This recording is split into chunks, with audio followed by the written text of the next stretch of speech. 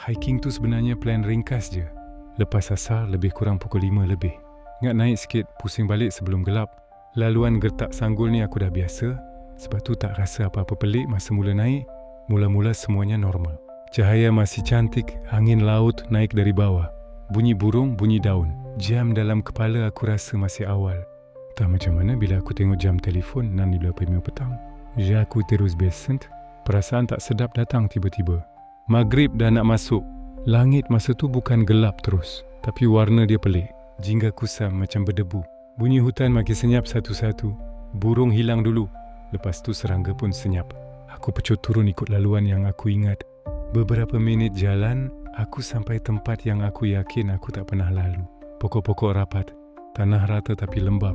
Tak ada akar besar yang biasanya ada dekat laluan ni. Aku berpatah balik. Lepas 5 minit aku jumpa tempat yang sama. Masa tu azan maghrib kedengaran. Sayup dari bawah kampung. Jauh. Putus-putus. Macam datang dari arah lain. Aku berhenti. Tarik nafas. Terus niat nak baca apa yang aku ingat. Sambil jalan perlahan aku perasan satu benda. Bayang aku. Tak jatuh seiring dengan gerak aku. Lambat sikit. Bila aku berhenti, bayang tu macam masih bergerak. Aku tak pandang bawah lama-lama. Aku fokus jalan. Tiba-tiba bau asap kayu kuat.